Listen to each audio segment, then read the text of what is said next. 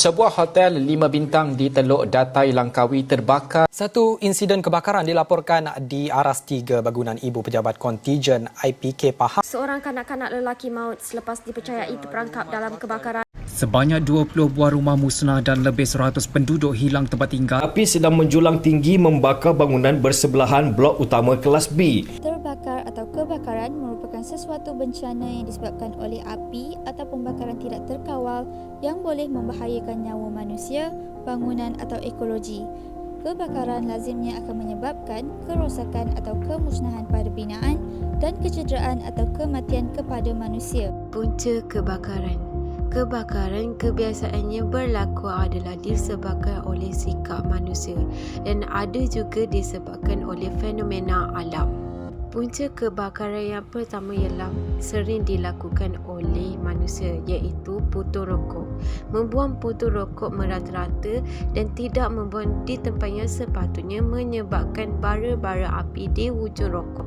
Berpotensi terkena pada bahan-bahan yang mudah terbakar menyebabkan bahan-bahan tersebut merebak ke merata tempat hingga menyebabkan berlakunya kebakaran yang besar. Punca kebakaran seterusnya ialah disebabkan oleh lilin. Lilin jika tidak diawasi dengan betul dan dibiarkan semalaman dengan api yang menyala, ia berpotensi untuk jatuh dan terkena pada barang-barang yang lain yang mudah terbakar seperti langsir, berabuk. Bahan-bahan tersebut sangat mudah terbakar dan boleh merebak ke serata tempat. Punca kebakaran seterusnya ialah litar pintas. Litar pintas sering berlaku adalah disebabkan penggunaan elektrik secara berlebihan. Penyambungan terlalu banyak alat pada satu soket, wayar rosak atau terpintas menyebabkan alatan tersebut meletup dan mewujudkan percikan api merebak ke tempat lain. Punca kebakaran yang terakhir ialah disebabkan fenomena alam iaitu kilat. Di rumah juga mempunyai bahan yang mudah terbakar seperti rumah kayu dan juga peralatan elektrik.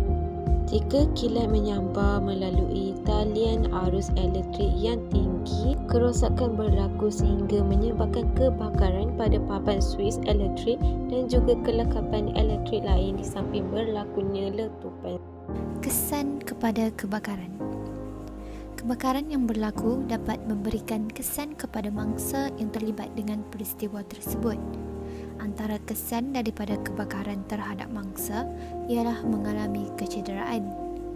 Kecederaan yang berlaku kepada mangsa adalah seperti luka terbakar atau luka melecur. Luka terbakar dapat didefinisikan sebagai kerosakan pada tisu badan akibat daripada haba kering seperti tenaga elektrik, geseran, kesan radiasi dan bahan api. Luka melecur dapat didefinisikan sebagai kerosakan pada tisu kulit akibat daripada bahan kimia, wap atau cecair panas. Kecederaan dapat diklasifikasikan kepada 3 tahap iaitu tahap 1, tahap 2 dan tahap 3. Tahap 1, kecederaan yang hanya melibatkan lapisan luar kulit sahaja.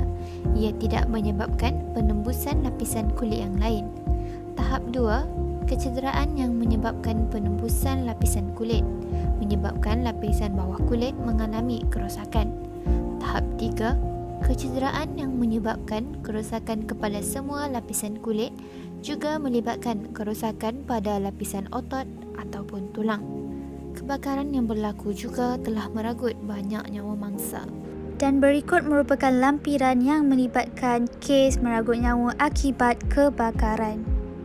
Selain daripada itu, antara kesan lain daripada kebakaran ialah mangsa menjadi trauma serta berlaku juga kemusnahan harta benda.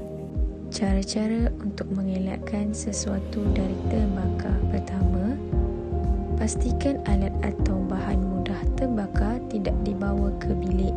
Kedua, amalkan matikan suis elektrik apabila selesai. Ketiga, jangan menghisap rokok di kawasan larangan. Keempat, jangan menggunakan heater untuk masak air atau sebagainya. Keenam, jangan membuat sambungan pendawaian elektrik sendiri. Ketujuh, bilik hendaklah sentiasa bersih daripada sampah sarap kerana ianya mudah terbakar. Ke-8, luangkan masa untuk hadir ceramah atau latihan mencegah kebakaran. Ke-9, laporkan kepada pihak bertanggungjawab sekiranya ada kerosakan pada alatan elektrik atau disalahgunakan. Cara-cara tersebut merupakan kaedah awal untuk mengelakkan daripada terjadinya kebakaran. Oleh hal yang demikian, kita haruslah mengambil langkah awal dan sentiasa berjaga-jaga supaya kejadian kebakaran tidak berlaku hanya disebabkan oleh kecuaian Diri kita sendiri.